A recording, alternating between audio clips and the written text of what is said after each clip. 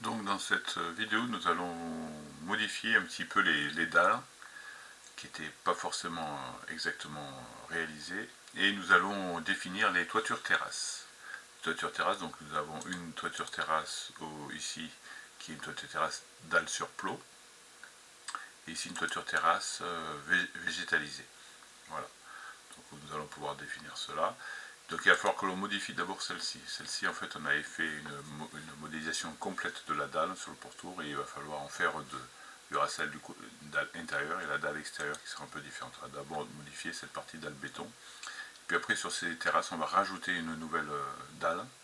Sur ces dalles, on va rajouter une nouvelle dalle qui définira la finition un petit peu végétalisée ou pas. Ou dallette sur plot. Voilà.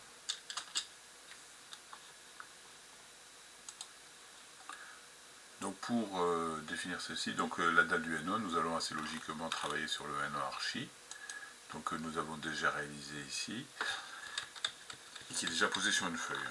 Alors nous allons travailler directement dessus, sachant qu'on va pouvoir modifier les feuilles. Toutes les modifs que l'on va faire peuvent conditionner les feuilles qui ont déjà été réalisées. Voilà. Donc cette dalle, on la voit ici, donc je clique dessus. Si vous n'avez pas la même sélection, c'est parce qu'on peut sélectionner par face. Là, c'est pas par face, il faut que j'aille sur le bord pour avoir la dalle. J'y arrive pas forcément très bien non plus, ouais, c'est pas évident. Voilà, là je l'ai. Donc là, c'est pas évident puisqu'on est sélection par arrête seulement. Ici, si je sélectionne par face, il suffit de cliquer dans le blanc. Ce qui peut être embêtant parce que très vite, on bouge les dalles. Donc il faut faire attention. C'est pas forcément bien d'avoir toujours cette sélection-là. Donc cette dalle, en fait, elle était définie avec une dalle pleine et 2 cm de revêtement dessus. Donc 1 cm de carrelage plus 1 cm de colle. Ça, c'est vrai qu'à l'intérieur, à l'extérieur, c'est pas vrai. Donc on va la dupliquer. Donc on va utiliser la fonction copier. Alors oui, non, je voulais préciser. Ici, cette dalle a une petite trémie ici, une gaine de réservation là, une réservation ici, et une grande gaine. Voilà. Donc là, j'ai 4 éléments en fait. La dalle et 3 trous. Donc là, on va dupliquer, et je vais en profiter pour reprendre la trémie qui est là. Donc là,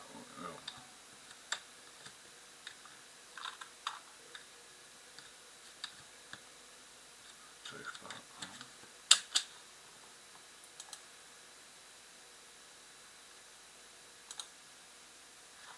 Voilà, donc là, j'ai un peu de difficulté à sélectionner la dalle. Donc là, je peux sélectionner la dalle. Et après, pour sélectionner, vous voyez, il y a le plus qui apparaît. Donc j'ai sélectionné le modèle générique en plus, donc j'ai 2 éléments, on le voit ici. Il y a 2 éléments de sélectionner, voilà. Donc je vais choisir de dupliquer cette dalle, d'accord, de telle sorte que celle que je vais copier correspondra à la dalle de droite, et je transformerai celle qui est existante pour devenir celle de gauche. Donc ici je copie sur copier dans le presse-papier, aligner sur le niveau. Alors cette dalle, elle va être au même endroit, donc elle était au N1, elle reste au N1. Donc logiquement, j'ai un avertissement qui me dit que les occurrences sont les unes dans les autres, ça tombe bien. Et là, je peux sélectionner cette dalle, vous voyez, le bleu est sélectionné, c'est-à-dire qu'il comprend aussi le trou. Et je vais pouvoir la modifier. Donc je clique sur modifier la limite. Là, j'enlève les traits un peu inutiles. Hein. Voilà.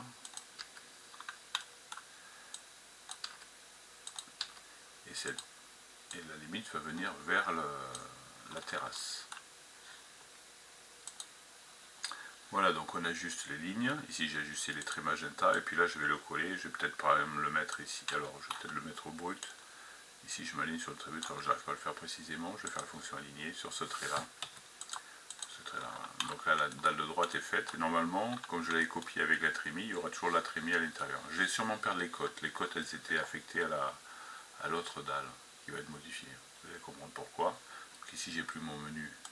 C'est normal. Il y a le ruban vert. Là, je peux valider. Voilà. Le sens des portées de dalle n'est pas ici. Alors, on a une remarque particulière qui est intéressante de voir ici. Je vais continuer. C'est qu'ici, on a 4 traits, ce qui est normal. Par contre, il nous manque un sens de portée. Et Revit a besoin de connaître le sens de portée. Vous voyez, c'est ce symbole-là, là, le double trait sur un bord de limite. Là. Et on a besoin d'avoir ce sens de portée parce que sinon il ne peut pas définir la dalle si elle n'a pas de sens de portée. Donc il a besoin de ça. Je l'avais supprimé et je l'ai rajouté ici. Il m'en faut un. Donc c'est l'autre ici, je le définis. Vous voyez, je peux le choisir, je peux en choisir un autre. Si je prends celui-là, c'est celui-là. Nous, on s'en occupera peu, parce qu'on les définira, et puis nous, on sait dans quel sens portera les dalles, de façon assez logique et mécanique. Mais la Revit, lui, pour l'objet, pour la modélisation, il lui faut, pour avoir toutes les caractéristiques, il ne faut pas avoir de case vide, donc il lui faut un sens de portée. Voilà, je peux valider. Et là, il me dit impossible de couper les occurrences. Là, il y a une trémie dalle croix, vous voyez, ici, là. Il me dit, ben, elle n'est plus dans la dalle, donc il ne peut pas couper la dalle, puisque donc on va la supprimer. Je supprime dans la dalle que j'avais dupliquée, celle-là, là. Comme je l'ai modifiée, j'ai supprimé dans la foulée la trémie dalle croix, qui est un objet générique attaché à la dalle. Voilà, donc ma dalle, elle est ici, vous voyez, elle est bien sélectionnée. Maintenant, j'ai la grande. Ici, si je modifie la limite, on voit bien que c'est la grande. Et il faut que je remodifie. Donc ici, je vais ajuster. Donc je vais aligner sur, au même endroit. Comme ça, elles se toucheront les deux. Je vais faire ça. Hein. Je vais faire toucher les deux dalles. Comme ça, il n'y aura pas de difficulté. Et là, je vais pouvoir valider. Je reviens dans le menu, modifier du sol, valider. Et là, il me dit encore supprimer les occurrences. Il ne peut pas couper une dalle. Ben, c'est cette trémie-là maintenant. Vu que j'ai changé la limite, celle-ci ne peut pas couper la dalle, donc je la supprime. Je supprime cette trémie-là. Et qu'en ayant supprimé cette trémie-là, les codes disparaissent. Elle y est toujours la trémie, mais c'est pas dans cette dalle-là et cette trémie-là que j'avais coté. Donc celle où j'avais coté, fait une trémie de côté, et bien les codes ont disparu. Il faudra le refaire, bien sûr, il n'y a pas de souci. Donc on a une dalle à gauche, une dalle à droite, ce qui est plus logique. Cette dalle à droite n'a pas de carrelage. Donc vous voyez ici, donc ce n'est plus le bon, c'est une dalle pleine toute simple. D'accord? Voilà. Par contre, je vais peut-être faire une coupe. Voilà, donc je vais faire une coupe pour vous rendre compte d'un petit problème qui apparaît là. Bon, il n'est pas... Alors je suis dans un plan archi, mais par défaut dans mon gabarit, c'est des coupes de structure. Donc il faut changer la discipline de la coupe pour que je puisse la voir. Et donc elle est devenue architecture. Là. Voilà, je la vois.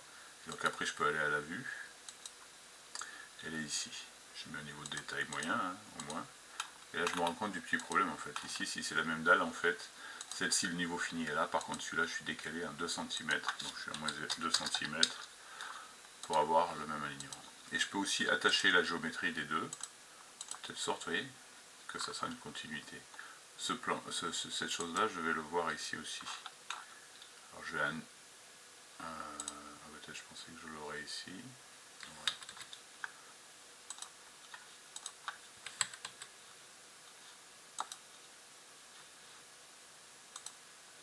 Voilà, peu importe là. En fait, là, du coup, j'ai bien la dalle de gauche, la dalle de droite, et il y a un petit décalage de niveau. Hein. Ici, on est à 2 cm en dessous pour pouvoir être au même niveau de la dalle brute. D'accord. Voilà. Alors, je peux supprimer cette coupe. Là, je l'ai juste fait pour m'en servir, pour pouvoir voir ce que je faisais. Hein. Donc, ben, je clique sur la coupe, sur le trait, puis je supprime au clavier. Donc là, la coupe 1 est complètement supprimée. Voilà. Donc il n'y a pas de vue et la coupe n'est pas là. Donc nous allons réaliser ici sur cette dalle une terrasse sur plot. D'accord? Dalle sur plot. Donc on va créer une dalle. Oui, ben, je vais la créer. Et donc ce que je vais faire, c'est qu'elle est pratiquement identique à celle-ci. Donc je vais la dupliquer puisque j'aurai le trou également. Donc je vais la dupliquer comme j'ai fait tout à l'heure, donc copier, coller, aligner sur le niveau, et je prends le même niveau N. Donc je vais avoir deux dalles l'une dans l'autre, je vais avoir un message d'avertissement qui me prévient, je suis tout à fait conscient de ça, et donc je vais pouvoir la modifier. Donc là je vais faire modifier le type, et là, hop, c'est sur mon autre écran, voilà, donc on va la dupliquer et la modifier complètement, d'accord, puisqu'il n'y a pas de d'étanchéité qui est prévue. Donc là, on va dupliquer. Et donc là, on va l'appeler toiture terrasse dallette. D'accord. Donc les dallettes sur clos. Donc on a une étanchéité. Voilà. Donc là, ça va être une toiture qui ne sera pas structurelle. D'abord, je vais enlever cette ligne puisqu'il n'y a pas de béton. On va rajouter des choses. Donc ici, il va falloir insérer des lignes. Donc la première, c'est les finitions. Par exemple, ici, c'est les dallettes sur plot. Donc c'est une finition. Puis là, on va mettre du béton précoulé. Voilà, béton précoulé qu'est-ce que je veux voir? Béton, coulé sur place, ordinaire, béton, maçonnerie. Béton, boîte, ah, je croyais l'avoir.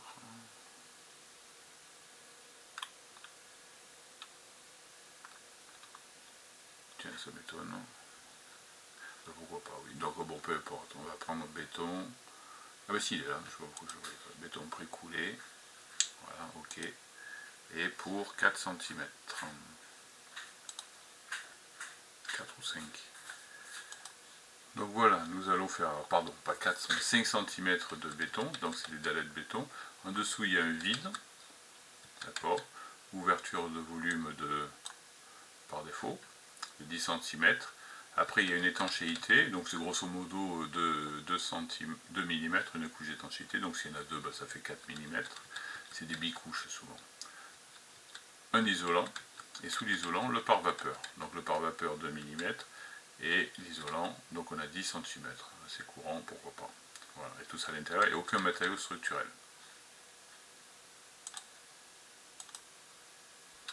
Voilà, donc là j'ai fait mes couches. Donc voilà, alors je rappelle qu'il n'y a pas trop d'importance sur le texte que vous lisez ici dans les fonctions. L'important c'est le numéro 2, 3, 4 pour les priorités de raccrochement des couches. D'accord. Voilà. Bon, on essaye peut-être de faire des choses assez logiques, mais c'est pas obligatoire. On note l'épaisseur 0,256. Voilà, bon, qui est un peu une valeur dépendante des procédés d'étanchéité. Voilà, l'élément est là, on voit les petits points, ça caractérise le truc, donc là il faut modifier la limite, hein, forcément, puisqu'ici on va être uniquement au niveau, et on va le faire au niveau brut. D'accord. Donc là systématiquement on aligne sur le niveau brut les bords. Voilà, c'était le cas, et on fait sur le pourtour. Voilà, donc quand j'ai fait le pourtour, je valide, et alors surtout vous répondez toujours ne pas attacher, hein, il faut savoir dire non dans la vie, qu'on n'attache pas les porteurs, donc les murs porteurs aux dalles, les murs globalement, pas forcément porteurs. Voilà, ici il y a le trou, c'est normal. Voilà. Donc je ne sais pas pourquoi j'ai supprimé ma coupe, elle va m'être utile encore une fois, donc là je vais la créer. C'est une coupe structurale, mais je suis dans une vue d'architecture, donc il faut que je mette la discipline architecture pour pouvoir la voir. Une fois que je l'ai, je peux aller faire clic droit, aller à la vue, la voici, toujours pareil, niveau de détail moyen, et on se retrouve avec l'élément voilà, qui est ici. Donc là c'est ma couche épaisse. Donc ce qu'on va faire, c'est qu'on peut la monter éventuellement. Donc je vais la monter largement, et puis après je vais l'aligner. Ici cet élément est toujours aligné sur le béton. Alors là, hop, je zoome, ici, donc là le béton il est là, et je viens coller ici. Je vais mettre un verrou, comme ça il sera toujours attaché. Et donc on a l'élément de finition, vous voyez, qui est collé. Alors les épaisseurs de trait ne sont pas forcément bonnes, mais la coupe est peut-être pas non plus à la bonne échelle. Ouais. Donc on a ce niveau-là de détail. D'accord, l'enduit de finition ne va pas rentrer là-dedans. Alors on pourrait peut-être ajuster effectivement. Donc hop, attacher. Voilà. C'est vrai que l'enduit de façade irait peut-être devant le... Bon, c'est un détail. Pas évident de faire les détails sur Revit au niveau des étanchéités. C'est peut-être pas l'outil idéal. Voilà. Donc là, voilà, on est au-dessus. Et on a des éléments du vide, de l'isolation, de l'étanchéité. Si on résume, il y a le pare-vapeur, l'isolant, le vide, parce qu'il y aura les plots qui vont tenir les dallettes. Voilà. Voilà, voilà. Donc là, on a ajusté le niveau et le périphérique. Il va falloir passer maintenant à la deuxième toiture, qui est la toiture végétalisée. Donc à l'étage, elle est ici. D'accord. C'est celle qui est là. Si je modifie la limite, on va le voir ici. C'est pas forcément dans le bon plan. Bon, c'est pas bien pertinent. Mais ici, on est ici, voilà, sur la terrasse. Autant pour moi, c'est le plan de l'étage. C'est pas le toit que je vois là. C'est ici. Voilà. Voilà. C'est cette terrasse qu'il va falloir adapter, mettre une toiture terrasse végétalisée. Avant de passer dans la toiture terrasse végétalisée, revenons sur un plan que nous avons fait. Donc le F3, bon, c'est celui où j'étais là. J'ai eu du mal à cliquer sur la dalle, il n'y a pas eu de problème. Celui-ci, on voit qu'on a un problème, c'est la coupe en fait, elle n'est pas ajustée. Pourquoi? Parce que cette dalle est nouvelle en fait. Et celle-ci aussi.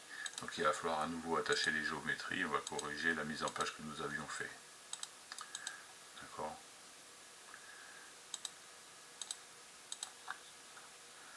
Et hop, pardon, il me reste attaché ce mur là. attacher la géométrie, pardon, dans ce mur-là et celui-là. Voilà.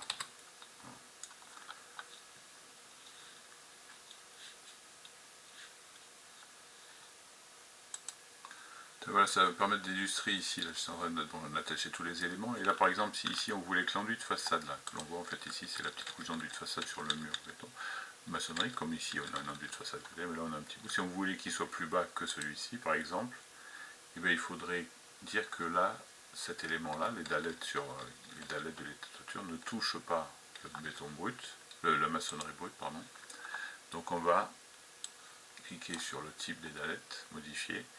Et en fait ici, les éléments de structure rejoignent la structure. Donc si celui-ci, je le monte, il n'est plus dans la couche principale, j'enlève l'élément structurel, je vais l'enlever partout. Hein. OK. J'applique, j'essaie de le montrer en même temps que je clique. Oui. Donc là l'enduit de façade est descendu jusque là et les dalettes sur clou n'ont pas rejoint la partie structurelle, oui. Les parties structurelles se rejoignent. Voilà, ça peut être, pour apprendre à gérer les détails, c'est dans la gestion des couches en fait, des éléments. Voilà, donc c'est pas anodin, ça peut avoir des conséquences. Quoi. Donc le fait qu'on soit dans la limite de la couche principale ou pas. Donc aucun élément structurel pour cet élément-là. D'accord, ici quand je clique là, on voit que la structure... Ah, je peux décocher ici l'élément structurel, vous voyez, aussi, dans la caractéristique. Ici quand je fais ça, c'est comme quand je réalise une dalle, il y a plusieurs types de dalles, il y a les dalles architecturales. Donc ça en est une, ça devient une dalle architecturale quand ce n'est pas structurel, sinon c'est un plancher. Ce qui veut dire dalle porteuse quand je mets la structure. Voilà. Donc là c'est architectural. Donc j'ai raffiné effectivement quand on change un élément et on va remettre un peu le bazar dans les autres feuilles. Donc si on veut, il faut vérifier, donc revenir faire une marche arrière pour voir s'il n'y a pas eu de modification malencontreuse. Voilà, j'ai arrêté la vidéo là et on va passer par la suite à la toiture terrasse végétalisée pour la vidéo prochaine.